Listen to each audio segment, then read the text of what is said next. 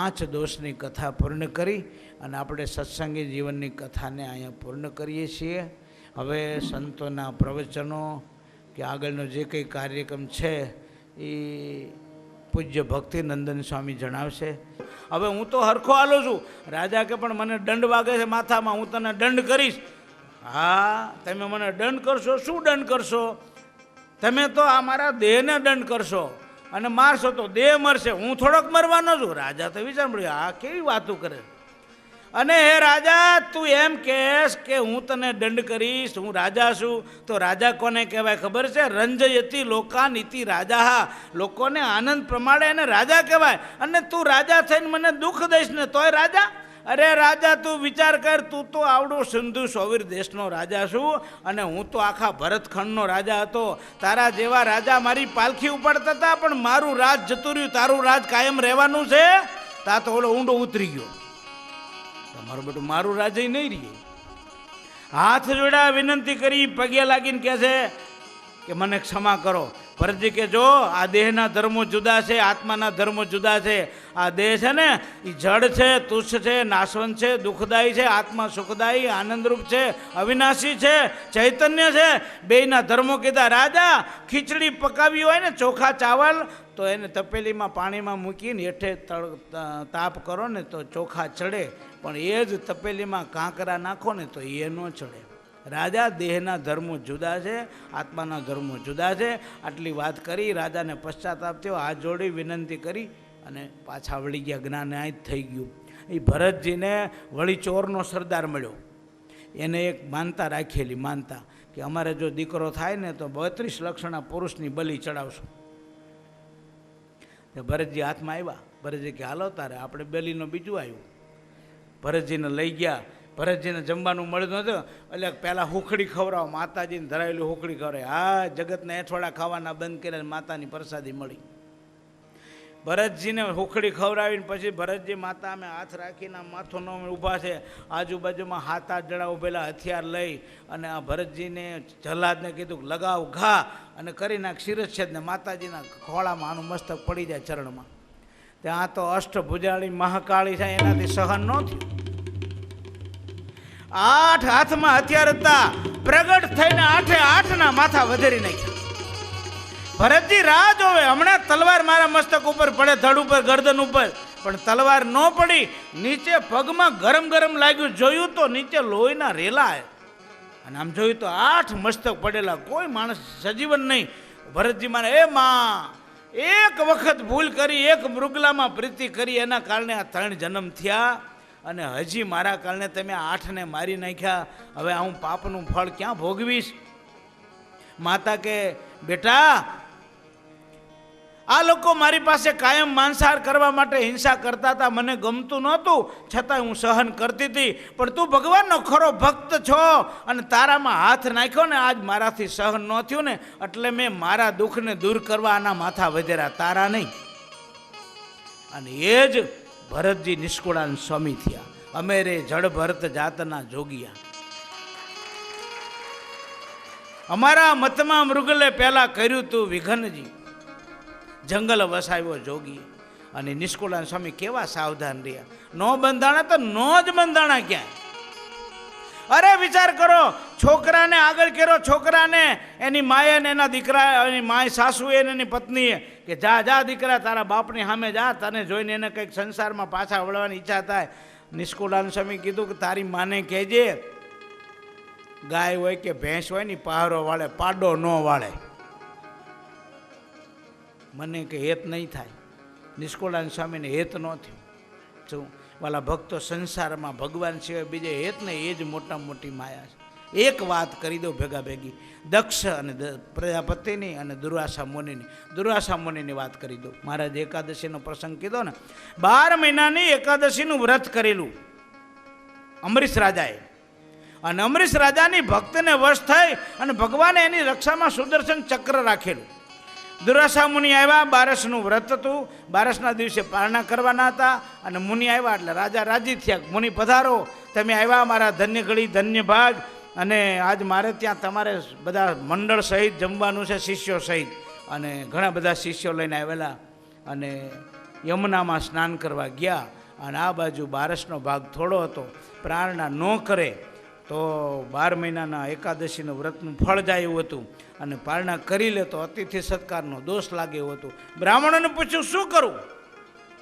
બ્રાહ્મણો કે એક કામ કરો, ભગવાનને ચડાવેલું તુલસી પત્ર અને અભિષેકનું જળ લઈ લો એટલે તમે પારણા કર્યા કહેવાય, જેમાં ન કહેવાય એટલે અતિથિ સત્કારનો દોષ નહીં લાગે અને 12 મહિનાની એકાદશીના વ્રતનું ફળ નહીં જાય. એટલે એવી રીતે કર્યું.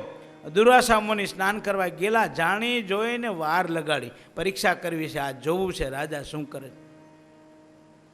દુર્વાસા મુનિના આશીર્વાદ ઓછાને પ્રાપ્ત થયા, સાપ બહુ નહીં, સમજ્યા? દુર્વાસા મોડા આવ્યા એટલે અમરીશ રાજાને પૂછ્યું પારણા કર્યા? અમરીશ રાજા કે હા. અને દુર્વાસાનો પિતા, હે તું રાજા થઈ ગયો, મદાંધ છો, મને આમંત્રણ આપીને જમવાનું, મને જમાડ્યા પહેલાં તે પારણા કરી લીધા? એમ કરીને કૃત્યા ઉત્પન્ન કરીને કૃત્યાને કીધું આનો શિરચ્છેદ કરી નાખ. અને અમરીશ રાજાની પાછળ કૃત્યા જ્યારે હથિયાર લઈને આવે છે, અમરીશ રાજાની રક્ષામાં સુદર્શન ચક્ર ભગવાને મેલેલું, કૃત્યાની પાછળ સુદર્શન ચક્ર પડ્યું, આગળ કૃત્યાની પાછળ સુદર્શન ચક્ર. સુદર્શન ચક્રે કૃત્યાનો શિરચ્છેદ કરી નાખ્યો, પછી પડ્યું દુર્વાસા મુનિ પાછળ. દુર્વાસા જાય ભાગ્યા, કૈલાસમાં ગયા. શંકર ભગવાન કે મુનિ ભાગો, મારા કૈલાસની સલામતી નથી, આય નહીં, તમે ભગવાનના ભક્તના દ્રોહી છો. બ્રહ્માજી પાસે ગયા, બ્રહ્માજી કે આય મારાથી પણ તમારી રક્ષા નહીં થાય, બીજે જાઓ. શંકર ભગવાને તમારી રક્ષા ન કરી તો મારાથી નહીં થાય. વૈકુંઠમાં ગયા, ભગવાનની પાસે જે પ્રભુ તમારું સુદર્શન ચક્ર તમારું હથિયાર છે, રક્ષા કરો. ભગવાન કે મારું હથિયાર છે પણ મેં અમરીશની સેવામાં મૂક્યું છે, અમરીશની રક્ષામાં માટે તે મારા ભક્તનો દ્રોહ કર્યો છે. મુનિ તમે મારો દ્રોહ કર્યો તો માફ કરી દે, પણ મારા ભક્તનો દ્રોહ માફ નહીં કરો. અને સ્વામિનારાયણ ભગવાન પાસે દાદા ખાચરે માગ્યું ને કે મહારાજ તમારે ભક્ત દ્રોહ કરે તો એને માફ કરી દે. ભગવાન કે અમારો દ્રોહ ગમે એટલો કરશે માફ કરશો, પણ અમારા ભક્તનો દ્રોહ માફ નહીં કરી. દુર્વાસા મુનિને એક કઈ ઉપાય રહ્યો નહીં, એટલે દોડતા દોડતા આવ્યા અને અમરીશ રાજાના શરણમાં દંડવટ કરવા જાય. અમરીશ રાજાએ પકડી લીધા. અમરીશ રાજા કહે છે, ઓ મુનિ ગુરુ, તમે આવું કાં કરો, મને શરમાવો, તમે મને પ્રણામ કરો. એ કહેલા બચાવ, આ સુદર્શન મારો શિરચ્છેદ કરી નાખશે, મને મોત દેખાય છે ને તું બધી વાત કરીમાં. ત્યારે અમરીશ રાજા કે હે સુદર્શન ચક્ર, આ દુર્વાસા મુનિ જ્યારે મારા આંગણે આવ્યા અને એ વખતે મેં એને જમવાનું આમંત્રણ આપ્યું, ત્યારે મને જેવો ભાવ હતો એ ભાવમાં રંચ માત્ર ફેર ન પડ્યો હોય તો સુદર્શન ચક્ર તમે તમારું સ્થાન ગ્રહણ કરો. વિચાર કરો, આ ઓછી વાત છે? કોઈક સાધુના આશ્રમમાં ગયા હોય ને અને તમને પાણી ન પાય તો ભાવ ફરી જાય છે. લ્યો, અમારા મોરબીના હરિભક્તો ગયેલા, સમજ્યા, પ્રાંતિજ બાજુ ઉત્સવમાં ગયેલા, વળતા વળ્યા ને ગાંધીનગરમાં હકે શાસ્ત્રી સ્વામીની ત્યાં ગયા દર્શન કરવા.